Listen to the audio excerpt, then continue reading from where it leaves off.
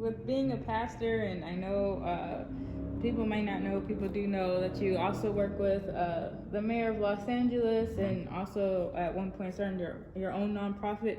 How do you balance all of that, being a pastor and your personal life? I don't know if I do.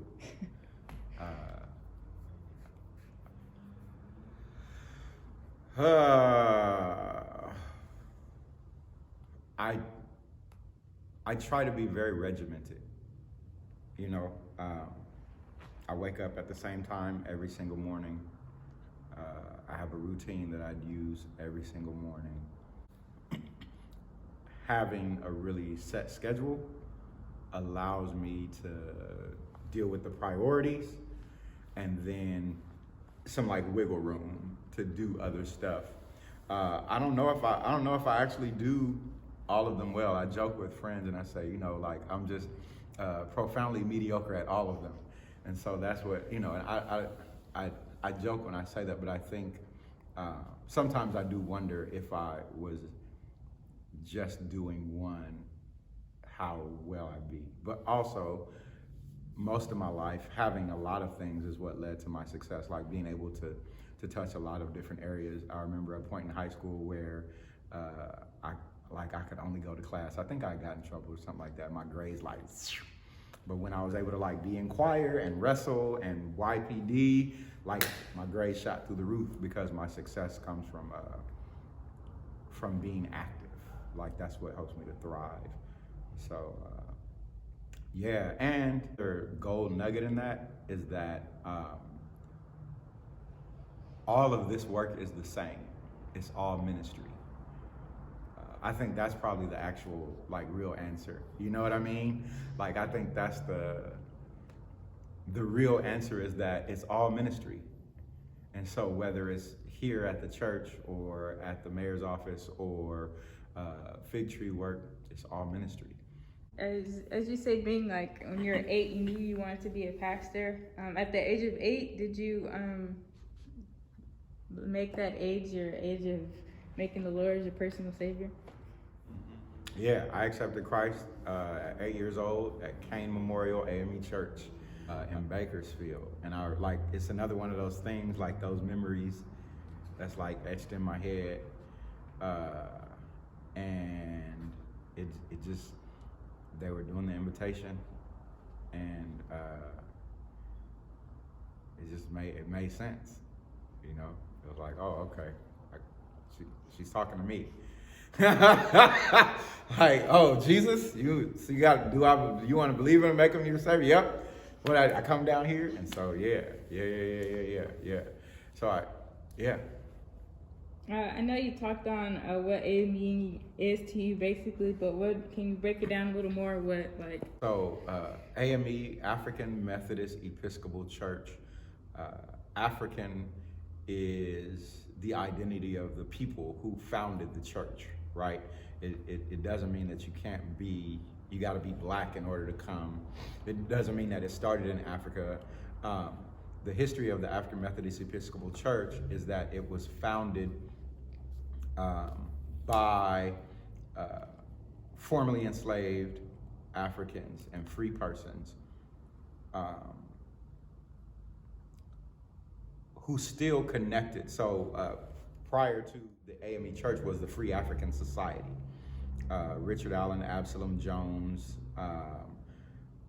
were prominent leaders, and they were a mutual aid society. So you had as a community, they would put money in and they would help each other when there was challenges. They were actually on the front lines to help black people fight yellow fever.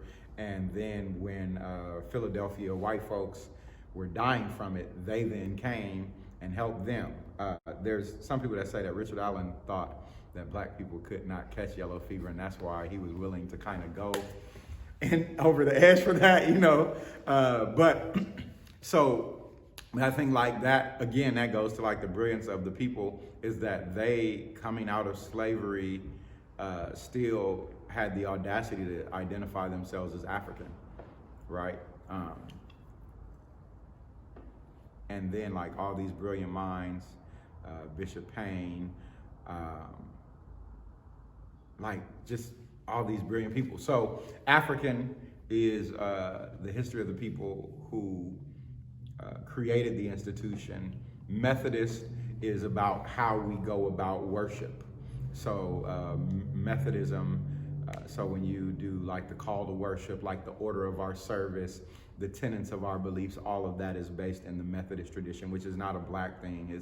It's a part of the Protestant community of churches. And then Episcopal is our structure.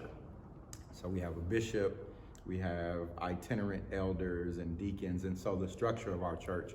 And so the name African Methodist Episcopal Church talks about who we are historically, what we believe religiously, our faith practice, and then how we govern ourselves, how the government of church happens.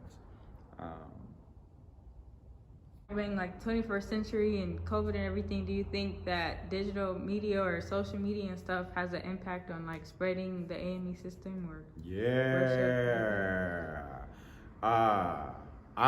My prayer is that even once like things open up and people can do church like we are used to, that people pay a lot of attention to their online ministry.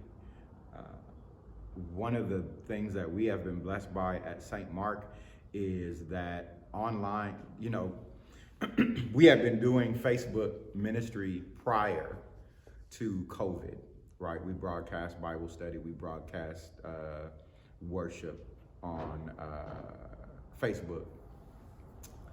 When COVID hit, it required us to do it even more intentionally.